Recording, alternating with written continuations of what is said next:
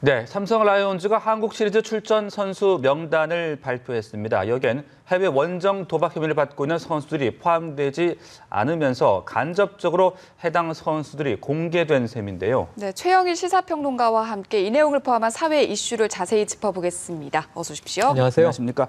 네, 프로야구 한국 시리즈 아마 많은 분들이 기다리고 계실 텐데 참 또 불미스러운 게 출전 선수 명단이 발표됐습니다. 그런데 도박 혐의를 받는 선수들의 이름이 빠지면서 사실상 이제 공개가 된 셈인데 어떻게 보고 계십니까? 사실은 이것이 이제 매체의 단독 보도로 처음 알려졌고요. 그다음에 우리가 요즘에 흔히 이제 찌라시라고 하는 것을 통해서 이 3명 선수 이름을 포함해서 이 사건에 대한 개요가 막 이 SNS에 난무했어요. 그래서 이제 추정은 되고 있었는데 팩트는 바로 조금 전에 확인이 된 겁니다. 결국은 5시에 이제 엔트리 명단이 발표가 되면서 이 3명의 이름이 확인이 된 거고요.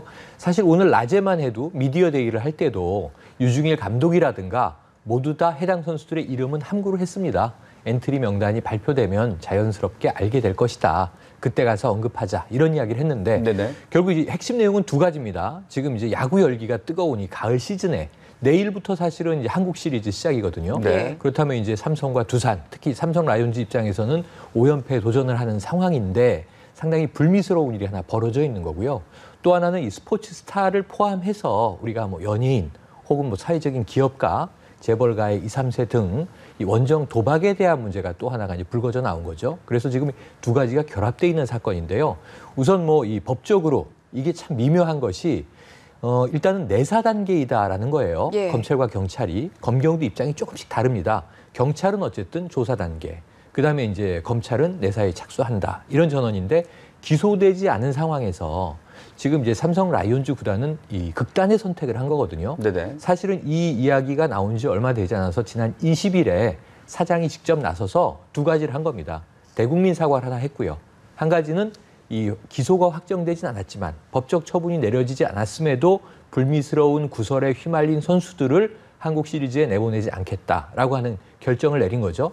이걸 우리가 흔히 읍참마속이라고 하는 거죠. 그러니까 이 말의 목을 쳐서 정말 좀 사기를 북돋기 위한 고육지책인데 삼성 라이온즈의 일단 구단의 결정은 잘했다고 봅니다. 왜냐하면은 이게 그냥 유야무야 될 가능성은 적고요. 앞으로 계속 파장을 일으키게 될 텐데 경기 자체보다는 국민들의 여론을 더 신경 쓴 행동이었다 보여지고 그 이름이 결국 오늘 저녁에 최종 확인이 된 상황이어서 이제 남은 과제는 뭐냐 하면 어떻게 이제 법적 절차가 진행될 것인가, 또 하나는 과연 내일 시작되는 한국 시리즈의 최종 승패는 어떻게 결정날 것인가 해서 하나는 스포츠, 하나는 법적 문제로 지금 사건이 갈래가 나뉘고 있습니다.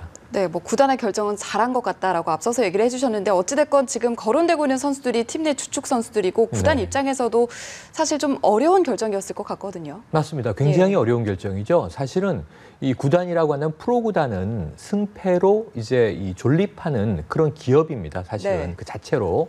그렇게 보면 지금 이 한국 시리즈의 열기가 그 어느 해보다 뜨겁고 프로야구에 대한 국민적인 사랑이 굉장히 높아져 있고 그런 상황에서 어쨌든 이기는 모습을 보여줘야 팬들에게 뭔가 또 결속감을 줄 수 있고 팀의 사기도 계속 올라가는 거거든요. 그런데 이제 말씀하셨다시피 법적인 확정된 내용 없이 핵심 선수들을 뺨으로써 그 선수들 본인들에 대한 이제 피해도 있겠습니다만 그건 향후에 나오겠죠. 또는 이것이 이제 유야무야 될 가능성 이제 전 낮다고 봅니다만 그럼에도 불구하고 법적으로 혐의 없이 돼버리면 이 선수들은 개인적으로 또 피해를 본 게 아니냐 하는 이제 항의에 직면할 수도 있어요. 그럼에도 불구하고 전체적으로 흘러가는 여론을 봤을 때 요즘에 그 롯데가의 형제의 난을 보면 사실 굉장히 여론의 촉각을 곤두세우지 않습니까? 한국 기업이냐 일본 기업이냐 등등. 그래서 이 특히 사랑으로 유지되는 연예인 스타와 다르지 않은 스포츠 구단의 입장에서도 여론을 가장 신경을 쓴 결정이었다. 앞으로도 이 트렌드는 이렇게 흘러갈 것으로 보여집니다. 앞서도 잠깐 언급을 하셨듯이 스포츠 스타뿐 아닙니다. 연예인도 그렇고요. 기업가들도 그렇고 좀 사회적인 이런 유명 인사들이 도박을 하면 논란이 된다라는 것을 당연히 알 텐데 그럼에도 불구하고 도박을 끊지 못하는 것, 그만큼 도박을 끊는다는 것이 어렵다라고 봐야 되겠습니까? 이게 이제 심리학자들이 이야기하면 이 도벽에 관한 심리적인 어떤 의존성, 우리가 의존성이 높은 것들이 여러 개가 있죠. 그게 알코올이 있고요, 마약이 있고요, 절도, 도벽도 있는데 이 도박도 그 중에 하나입니다. 끊임없이 베팅을 해야 자신의 어떤 공허한 감정을 좀 잠시라도 잊을 수 있는. 그래서 이것도 일종의 이제 우리가 중독 현상으로 보는 거지 않습니까? 근데 이 도박이 점점 무서워지는 것은 스포츠 스타의 도박은 사회적으로 세 가지 측면에서 위험해요. 하나는 스포츠가 보여줘야 되는 이 대중들에 대한 가장 중요한 이 하나의 시금석이 뭐냐면 바로 정정당당이거든요. 예. 그러니까 프로스타들이 조작을 할 수가 있네. 도박에 이제 빠져서 이런 문제, 돈에 또 빠져서 또는 스스로도 도박을 끊지 못하네 이게 있고요. 또 하나는 2008년에 프로야구에서 유사한 사건이 터졌었습니다. 2009년에 이제 거기에 대한 징계 결정이 나왔는데 그때는 이 불법 이 인터넷 도박이었거든요.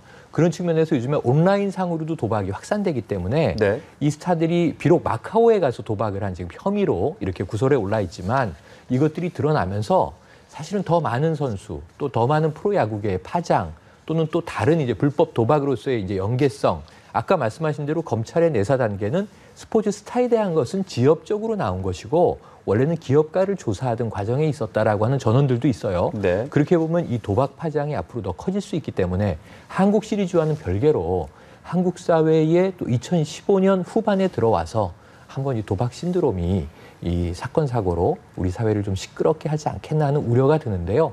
이게 종종 터져 나오는 일이지 않습니까? 그렇죠. 뭐냐면은 그동안 미봉책으로 대응해 왔기 때문입니다. 도박에 대해서는 조금 더 스포츠계나 아니면 다른 영역이나 네. 혹은 법적인 부분에서 더 강경하게 대처를 해서 이것은 사회적으로 치유되어야 하는 질병이다. 이런 인식이 좀 공감대 확산을 필요로 하고 있다고 보여집니다. 네. 자, 또 다음 이슈로 좀 넘어가 보겠습니다. 얼마 전 또 이 백화점 직원이 무릎을 꿇는 영상이 네. 공개가 되면서 네. 또 갑질 논란이 다시 불거지고 있는데 결국 정부가 감정 노동자들을 보호하기 위한 법 개정에 나섰다고요? 네, 나섰습니다. 이게 25일이니까요. 바로 이제 오늘 이제 나온 뉴스인데요. 우선 이 정부 측에서는 감정 노동자 이 표현을 쓰진 않고 고객 응대 업무를 주로 하는 근로자. 근데 결국은 감정 노동자입니다. 네. 고객 응대를 주로 하는. 네. 워낙 다양한 이제 분야의 종사자들인데 이 고객 응대, 감정 노동을 하는 종사자들이 무려 적게는 한 540만 명에서 많게는 700만 명 이상으로 추정이 되거든요. 그러니까 700만 명 정도가 감정 노동을 하고 있다는 거죠. 우리가 얼핏 생각해 보면 고객을 응대하는 1차 서비스 업종 분들도 물론 있겠고요. 또는 이제 이 대기업뿐 아니라 중견 중소기업에 이 영업 업무를 하는 분들, 탐험가 누군가 사람을 만나서 설득을 하는 일을 하거나 그들의 어떤 불평불만을 듣고 해결해 줘야 되는 일을 하기 때문에 여기에 종사하는 인구는 앞으로 점점 많아질 텐데 네. 그동안 고객은 왕이다라고 하는 일부 좀 잘못 또 오해될 수 있는 그런 표 아래 많은 근로자들이 이제 희생을 당해왔던 거죠. 감정적인 네. 측면에서 이 부분을 정부가 이제 보호하기 위해서 해당 법은 산업안전보건법 개정안입니다. 이것을 조속히 좀 만들어내서 가장 핵심적인 것은 기업마다 고객 응대에 대한 절차의 매뉴얼을 강화하도록 하겠다. 근데 이 매뉴얼에 위배되는 경우를 고객이 저지를 수도 있잖아요. 예를 들면은 그게 성희롱일 수도 있고요. 폭력이나 폭언일 수도 있고요. 이번에 본 것처럼 뭐 무릎을 꿇으라든가 네네. 혹은 뭐 빌라든가 지난번에 주차장에서 아르바이트 학생들 벌 세운 경우도 있었죠. 1시간 네. 가까이. 이런 일들이 이제 벌어지면서 인격을 모독하다 보니까 그런 일이 벌어지면 이 예를 들면 최악의 경우에는 고소고발까지 가는 또는 법적으로 그 민원인을 오히려 처벌할 수 있는 근거 조항들, 기준들을 마련하는 게 제일 중요한 그러한 기준이 될 것 같습니다. 네, 그리고 또 이번 일로 일부에서는 뭐 매출 늘리기만 급급하고 이런 부분 안 챙긴 기업들 책임도 있다. 이런 얘기들도 나오던데요. 기업 책임이 가장 크다고 보여지는데요. 네. 이번 사태들을 보면 자, 종업원들이 스스로 무릎을 꿇었습니다. 이런 얘기를 한단 말이에요. 이게 면피거든요. 네네. 사실은 그 매장 내에서 벌어지는 모든 일은 기업 측의 책임이 있음에도 불구하고 자, 아르바이트 학생들이 뭐 자발적으로 뭐 저렇게 한 것이다. 고객이 화나 있으니까 우리 직원들이 일단은 좀 이것을 고객을 누그러뜨리고자 저런 행위들을 알아서 했습니다. 자발적으로 했습니다. 그러니까 기업은 상관없습니다라는 이야기가 은폐 숨어 있는 거죠. 그러니까 이런 문제들에 있어서 기업의 책임을 보다 명확히 하기 위해서 이번에 개정되는 법에는 매뉴얼을 만들도록 했다. 그럼 그 매뉴얼은 회사 측의 책임이거든요. 그래서 네. 더 이상 뭐 현장에서 벌어지는 일을 기업이 면피하지 못하도록 하는 데는 좋은 효과가 있을 것 같습니다. 네.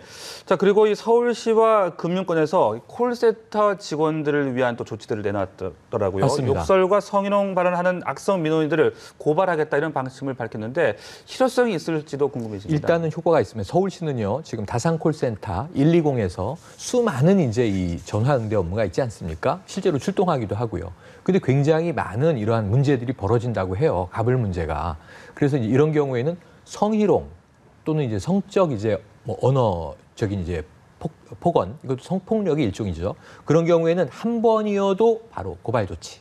그리고 폭언의 경우에는 이게 한 3회까지 보다가 동일인으로부터 3회 이상의 경고에도 개선되지 않는다. 그럼 이제 악성 민원인이라고 부르는데 네. 3회가 적발되면 고발 조치 하도록 돼 있는데 상당히 폭언이나 이 폭력이 줄었다고 해요. 예. 서울시 다산콜센터는 효과를 좀 본 것 같고요. 예. 이번에 이제 금융계가 유사한 이제 제도를 도입하는 겁니다.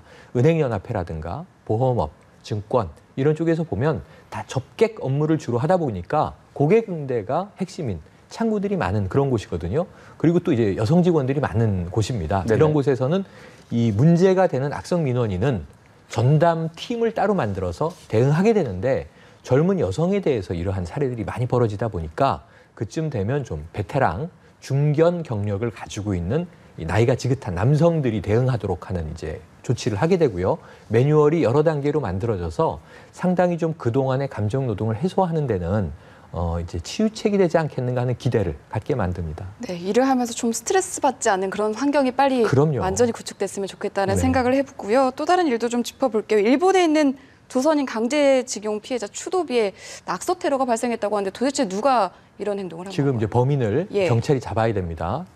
이게 이제 일본에서 우리가 잘 알고 있는 강제징용, 탄광이거든요. 미케 탄광이라고 하는 지역에 9,200명 정도의 강제징용이 있었고요. 네. 32명의 사망자를 우리 정부가 추정하는 숫자만 그렇습니다. 그래서 그 이제 이 오무타시에서 공원에다가 위령비를 만들었어요. 그러니까 조선인 강제징용 희생자 위령비입니다.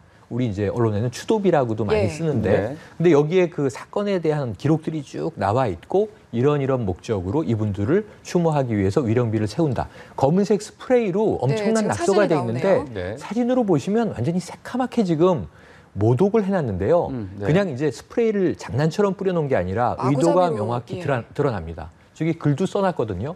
그러니까 이제 이 위령비의 이유에 대한 설명 옆에다가 거짓말이라고 하는 이제 일본어 문구로도 낙서를 했고요.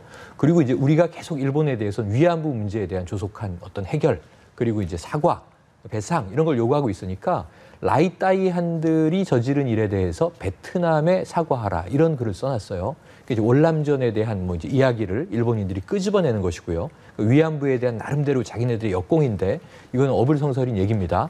그리고 그 외에도 지금 여러 가지 이제 낙서들이 여기저기 많이 있는 데다가 거기에 우길기가 붙어 있어요.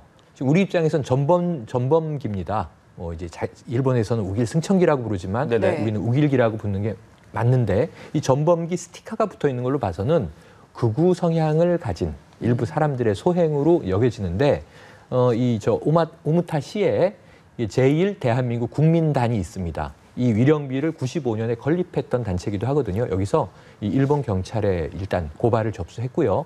일본 경찰에서 범인을 잡아야 되는데 지금 올해 초만 해도 신주쿠에서도 이게 우리나라 한국문화원 건물에 방화 시도가 있었는데 다 이런 사건들이 좀 흐지부지 되고 있어요. 예. 혐한 사건들이. 네네. 그래서 이번에는 좀 엄격하게 찾아내서 일본 입장에서는 이번에 유네스코 세계 기록문화유산에 등재한 곳 아닙니까? 네. 우리나라 정부가 마지막에 강제징용 사실을 그러면 집어넣어라 하고 통과가 됐던 거잖아요. 그렇다면 그것을 지켜야 마땅한데 오히려 극우 성향에서 뭐 거짓말이라든가 우리의 위령과 추도를 모독하는 행위를 하고 있기 때문에 이것은 외교적 차원에서 우리 정부는 좀 강력하게 일본의 이 어떤 조치의 해결을 요구해야 되고요. 네. 일본 경찰은 범인을 꼭 잡아서 엄벌에 처하는 일이 없다면 이번 사건은 그 흐지부지 넘어가서는 안 될 것 같습니다. 네, 이런 이 혐한 사건들이 이 한일 정상회담 개최 가능성 같은 이런 분위기 속에서 혹시 또 좋지 않은 영향을 미치지 않을까 우려도 나오고 있는 것 같은데요. 우려가 나오고 있죠. 외교가 두 가지인데 이제 정부 차원의 외교에서도요.